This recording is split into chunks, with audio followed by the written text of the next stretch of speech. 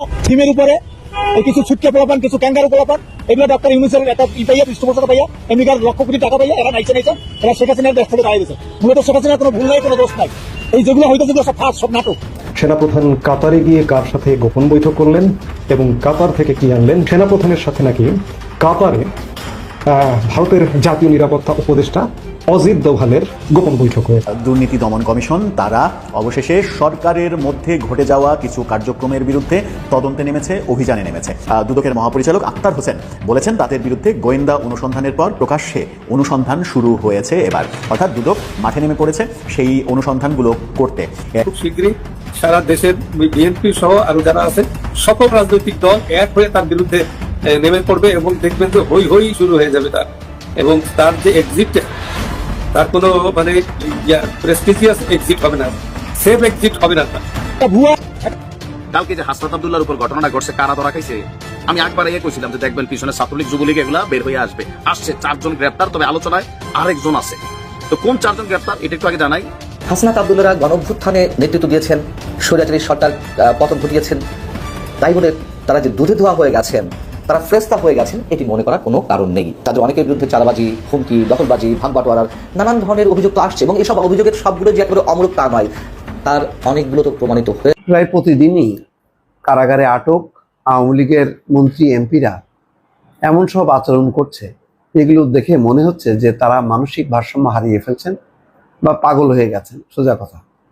এমন একটা আচার আচরণের রিপোর্টগুলো গণমাধ্যমগুলোতে আসছে। যেমন দেখতে পাচ্ছি সমকাল পত্রিকার একটা রিপোর্ট, নতুন মামলায় গ্রেপ্তার হাজী সেলিম, আদালতে চটলেন পুলিশের উপর। তো শিরোনামটা দেখে ভাবলাম যে দেখি তো আসলে। আসসালামু আলাইকুম রহমতুল্লাহ, আশা করি সবাই ভালো এবং সুস্থ আছেন। স্বাগতম জানাচ্ছি আমাদের আরেকটি নতুন ভিডিওতে। সুপ্রিয় দর্শক মণ্ডলী, ভিডিওর থাম্বনেল, টাইটেল ও ভিডিওর কিছু অংশ বিশেষ দেখে আপনারা ইতিমধ্যে ধারণা করতে পেরেছেন যে আজকের ভিডিওটি কতটা গুরুত্বপূর্ণ। সুপ্রিয় দর্শক, বর্তমান রাজনীতির আলোচনার প্রেক্ষাপটে বেশ কয়েকটি গুরুত্বপূর্ণ ভিডিও আপনাদের দেখাতে যাচ্ছি। আসুন আমরা সেই সম্পূর্ণ ভিডিওটি দেখে আসি। তার আগে আপনাদের প্রতি ছোট্ট একটা রিকোয়েস্ট, যারা আমাদের চ্যানেলে নতুন, চ্যানেলটি সাবস্ক্রাইব করে লাইক কমেন্ট শেয়ার করে আমাদের সাথেই থাকুন। তাহলে আমরা কথা না বাড়িয়ে সেই সম্পূর্ণ ভিডিওটা দেখে আসি। সেনা পোলাপানের দল, বুয়া মানুষের দল, ছুটকে পোলাপানের দল, আপনার এই যে কি কয় হিরোইনসির দল, এখন দেখি কারা কারা বড় কোন দল অংশগ্রহণ করে। যদি বিএনপি, আওয়ামী লীগ, জাতীয় পার্টি, জামাত এই সবগুলো দল অংশগ্রহণ করে, যদি সুষ্ঠু নির্বাচন হয়, তাহলে আওয়ামী লীগে ভোট দেবো। আওয়ামী লীগকে আপনি কেন দিতে যাচ্ছেন? আওয়ামী লীগ ক্ষমতা আসলে ঠিক বিগত দিনে যে উন্নয়ন, আপনার পদ্মা সেতু, আপনার এই যে রেল, আপনার কি বলে যে মেট্রো রেল, তারপর যে পায়রা বন্দর, এই যে উন্নয়নের ধারাবাহিকতা, এই যে 4 লেন 6 লেনের রাস্তা চিটাগাঙের, এর সব শেখ হাসিনার হাত ধরে রয়েছে। একটা ভুয়া থিমের উপরে কিছু ছুটকে পোলাপান, কিছু ক্যাঙ্গারু পোলাপান, এগুলো ডক্টর ইউনুসের একটা পাইয়া পৃষ্ঠপোষকতা পাইয়া এমনিকার লক্ষ কোটি টাকা পাইয়া এরা নাইছে এরা শেখ হাসিনার দেশ থেকে দাঁড়িয়ে দিয়েছে। মূলত শেখ হাসিনার কোনো ভুল নাই, কোনো দোষ নাই। এই যেগুলো হইতেছে যেগুলো সব ফাঁস, সব নাটক। আপনাকে অনেক ধন্যবাদ। জয় বাংলা, জয় বঙ্গবন্ধু। কারে ভোট দিন, ভোট দেওয়ার মতো যোগ্য নাই। সেক্ষেত্রে সকল দলের অংশগ্রহণ থাকবে, এর মধ্যে একজন যোগ্য ব্যক্তি বের করতে হবে। সেক্ষেত্রে আপনি কাকে যোগ্য মনে করছেন? এই যে যারা বর্তমান পরিস্থিতিতে কেউ এই দেশ চালানোর মতো যোগ্য নাই। বিগত নির্বাচন করে কাকে ভোট দিয়েছিলেন? বিগত নির্বাচনে আমরা নৌকা ভোট দিচ্ছিলাম। সেক্ষেত্রে যদি এবারও নৌকায় অংশগ্রহণ করে, হ্যাঁ, নৌকাতে ভোট দিই। কারণ নৌকাতে বেশ ভালো চালাইছে, দেশের যার উন্নয়ন হয়েছে এই 30 বছর, 15 বছর, 16 বছরে, এটা 50 বছর বাংলাদেশ হয়নি, আর হবেও না। দুদকের অভিযান, সরকারের অভ্যন্তরে ঘটে যাওয়া বেশ কিছু কর্মকাণ্ড, সচিবালয়ে ঘটে যাওয়া বেশ কিছু কর্মকাণ্ড নিয়ে দুদক অভিযানে নেমেছে। খুব পরিষ্কার করে যদি বলা যায় তাহলে বলতে হয় যে আসিফ মাহমুদ সজীব ভুঁইয়া, ক্রীড়া উপদেষ্টা, স্থানীয় সরকার উপদেষ্টা, তিনি তার যে এপিএস মোয়াজ্জেম, তার বিরুদ্ধে স্বাস্থ্য উপদেষ্টা নূরজাহান বেগম, তার যে পিও ফারাবি এবং এনসিপির যিনি নেতা সালাউদ্দিন তানভীর, দরবেশ আকৃতির যে নেতা, এই 3 জনের বিরুদ্ধে দুদক অভিযানে নেমেছে যে তারা কি কি দুর্নীতি করেছে, সরকারের টাকা কোথায় থেকে তারা মেরেছে।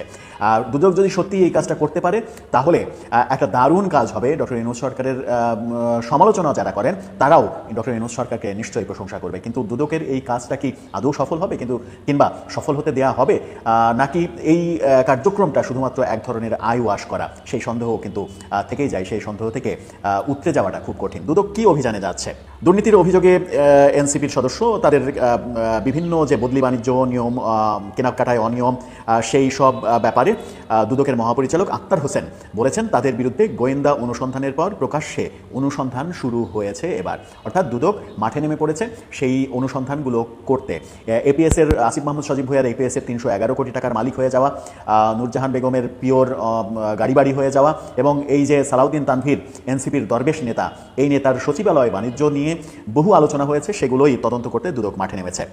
তারা বলেছে গত 27 এপ্রিল তাদের দুর্নীতির বিষয়ে গোয়েন্দা কার্যক্রম শুরুর তথ্য দিয়েছিল দুদক। সেদিন সকালে 27 এপ্রিল যে ঘটনাটা ঘটেছিল, যুব অধিকার পরিষদ নামের একটি সংগঠন তাদের বিরুদ্ধে অনুসন্ধানের দাবি তোলে। তারা মিছিল নিয়ে দুদক কার্যালয়ে গিয়ে একটি স্মারকলিপি দেয়।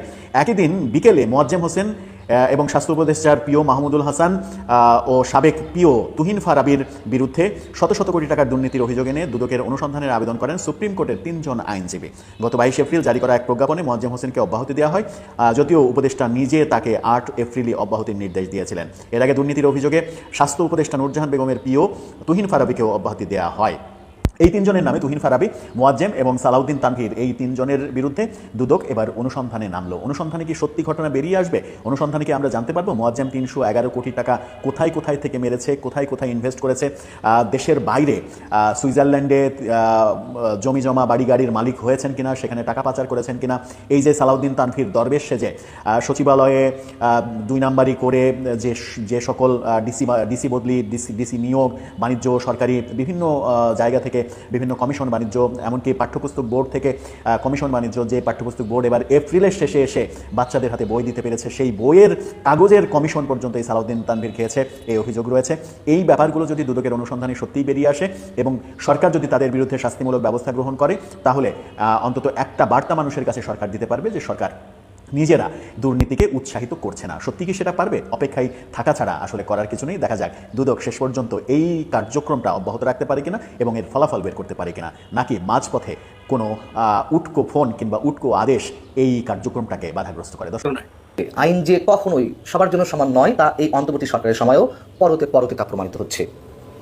গাজীপুরের পুবাইলের একটি মসজিদের ইমাম মোহাম্মদ রইসউদ্দিন হত্যাকাণ্ডের 1 সপ্তাহ পর এসেও দর্শক একজন আসামিকেও পুলিশ গ্রেপ্তার করেনি বা করতে পারেনি। অথচ সেই গাজীপুরেই আমরা দেখলাম যখন এনসিপি বা জাতীয় নাগরিক কমিটির শীর্ষ নেতাদের একজন হাসান আবদুল্লাহর গায়ে সামান্য আঘাত করা হলো অথবা তার গাড়ির উপরে দুর্বৃত্তদের হামলা চললো, সেই ঘটনায় কয়েক ঘন্টার মধ্যেই সেই গাজীপুর থেকে 70 জনকে আটক করা হলো। এবং গাজীপুর মেট্রোপলিটন পুলিশের অতিরিক্ত পুলিশ কমিশনার জাহিদ হাসান গণমাধ্যমে জানিয়েছেন যে আটককৃতদের প্রায় সবাই আওয়ামী লীগ ও সংশ্লিষ্ট বিভিন্ন সংগঠনের নেতাকর্মী। প্রশ্ন হচ্ছে, এতে কি প্রকৃত অপরাধীরা ধরা ছোঁয়ার বাইরে চলে যাচ্ছে কিনা? একথা সত্য যে জুলাই আন্দোলনের সামনে সারির যে ছাত্রনেতারা রয়েছেন বা এনসিপির শীর্ষ নেতারা রয়েছেন, তারা খুব স্বাভাবিক আওয়ামী লীগ, যুবলীগ, ছাত্রলীগের টার্গেটেড, এটা তো হিসাব করে বলতে হবে না। অতএব যাদেরকে আটক করা হয়েছে বা আওয়ামী লীগ, যুবলীগ, ছাত্রলীগের কেউ যদি এই ঘটনার সঙ্গে জড়িত থাকে, অবশ্যই তাদেরকে আটক করা হবে, তাদের বিচার করতে হবে, আইনে আওতা আনতে হবে। কিন্তু গত 9 মাসে বিভিন্ন পর্যায়ে ছাত্রদের উপর, বিভিন্ন পর্যায়ে ছাত্রদের উপরে যে নানান ধরনের সন্ত্রাসী হামলার ঘটনা ঘটলো, আমি এর আগে বলেছি উদাহরণ হিসেবে নর্থ সাউথে সাজিদ সালাম সহ তার সঙ্গে যা ছিল তাদের উপর হামলা, কিংবা কুয়েটে বৈষম্যবিরোধী ছাত্র নেতাদের উপরে যে হামলা, সেই ঘটনাগুলো তো ছাত্রদল এবং জাতীয় নাগরিক পার্টি একে অপরের উপরে দোষারোপ করে আসছিল, তাই না? আচ্ছা, যে যার উপরেই দোষারোপ করুক না কেন, এইসব ঘটনা কাউকে আটক করা হয়েছে? আর একটা কথা একটু মনে করিয়ে দিতে চাই, হাসনাত আবদুল্লাহরা গণঅভ্যুত্থানে নেতৃত্ব দিয়েছেন, স্বৈরাচারী সরকার পতন ঘটিয়েছেন, তাই বলে তারা যে দুধে ধোয়া হয়ে গেছেন, তারা ফ্রেস্তা হয়ে গেছেন, এটি মনে করার কোনো কারণ নেই। তাদের অনেকের বিরুদ্ধে চাঁদাবাজি, হুমকি, দখলবাজি, ভাগ বাটোয়ারার নানান ধরনের অভিযোগ তো আসছে, এবং এইসব অভিযোগের সবগুলো যে একেবারে অমূলক তা নয়, তার অনেকগুলো তো প্রমাণিত হয়েছে, এবং অনেকগুলো বেশ রহস্যজনক, সন্দেহের সৃষ্টি হলেও রহস্যজনক কারণে তার প্রকৃত সত্য কোনো গণমাধ্যম তুলে ধরতে পারছে না। তিনি গাজীপুরে গিয়েছিলেন, তার ড্রাইভার জানিয়েছেন যে কৃষি বিশ্ববিদ্যালয়ে তিনি গিয়েছিলেন, এবং কৃষি বিশ্ববিদ্যালয়ে এক দরকারি কাজ শেষ করে তিনি ফেরার পথে এই ঘটনা ঘটেছে। কী কাজে গিয়েছিলেন হাসান আবদুল্লাহ, সেটাও ভালো করে জানা দরকার। এবং বাতাসে অনেক কথা ভেসে বেড়াচ্ছে, যেসব ফিসফিসানি শুরু হয়েছে সেগুলো নিয়ে আপাতত আলোচনা করতে চাই না। যদি এই হামলার পেছনে অন্য কোনো কারণ থেকে থাকে, অন্য কোনো কারণ, তাহলে অপরাধীরা যারাই ঘটিয়েছে, অন্য বিশেষ কোনো কারণে যদি ঘটিয়ে থাকে, তাহলে তার সঙ্গে সংশ্লিষ্ট অপরাধীরা এই অস্থির সময় খুব সহজেই এককভাবে আওয়ামী লীগের উপর দোষ চাপিয়ে দেওয়ার খুব একটা মুখ্য সুযোগ পাওয়ারই কথা। যেহেতু কিছু ঘটার আগেই এনসিপি বা জাতীয় নাগরিক কমিটি নেতারা মুহুর্মুহু আওয়ামী লীগের উপরে দোষ চাপিয়ে দেওয়ার চেষ্টা করছেন, এবং এর মধ্য দিয়ে তৃতীয় পক্ষ না, প্রথম পক্ষ, দ্বিতীয় পক্ষ, তৃতীয় পক্ষ না, চতুর্থ পক্ষ এগুলো যে আওয়ামী লীগ করাচ্ছে তা সহজে এস্টাবলিশ করার সুযোগ পায়। কিন্তু অনেকের যে ধারণা যে ফিসফিসানিগুলো চলছে, আমি মোটামুটি আপাতত এই মুহূর্ত পর্যন্ত নিশ্চিত সেটিও খুব সহজে প্রকাশ্যে আসবে না, বা যারা জানেন যদি এই ধরনের কিছু করে থাকে তারাও প্রকাশ্যে কিছু বলবে না। এখন কথা হচ্ছে যে তাহলে কি ঘটছে? যে আওয়ামী লীগ সরকারকে আমরা স্বৈরাচার বলছি, ফ্যাসিস্ট বলছি, দুঃশাসন তো অবশ্যই হয়েছিল নিঃসন্দেহে, তারাও যে কাজটি করতো, যা কিছু ঘটতো, কেষ্ট ব্যাটারি চোর, যা কিছু ঘটতো বিএনপি জামাত করছে, এবং এইসব অভিযোগের ভিত্তিতে সব কিছু বিএনপি জামাতের উপরে দোষ চাপিয়ে, অথবা বিশেষ করে বিএনপির নামে, বিএনপি নেতাকর্মীদের নামে যে শত শত হাজার হাজার গায়েবী মামলা দেওয়া হলো, বিনা অপরাধে অনেকে কারাগারে থাকতে হয়েছে মাসের পর মাস, বছরের পর বছর, 10-15 বছর অনেকের আদালতের বারান্দাতে কেটে গেছে বিভিন্ন মামলায় হাজিরা দিতে দিতে। তো এতে কী হয়েছে? প্রকৃত অপরাধীরা ঘটনার আড়ালে চলে গেছে। অপারেশন ডেভিল হান্ট নামে যা পরিচালিত হলো গত কিছুদিন আগে, সেখানেও বড় পর্দায় আওয়ামী লীগের বা যুবলীগ ছাত্রলীগ নেতাকর্মী আটক করা হয়েছে, এই যে মব ক্রিয়েট করা হয়েছে, এই যে চুরি, ডাকাতি, ছিনতাই, ধর্ষণ, সব কিছুতেই কেষ্ট বেটা চোর। আওয়ামী লীগ যে ষড়যন্ত্র করছে না, আওয়ামী লীগ যে কোনো অপরাধ এর মধ্যে করছে না, সে কথা আমি একবারের জন্য বলতে চাই না, কিন্তু সব কিছু আওয়ামী লীগ করছে। এনসিপি এবং বৈষম্য বিরোধীদের অনেকে বলছেন যে এই সরকার বিপ্লবীদের নিরাপত্তা দিতে পারছে না।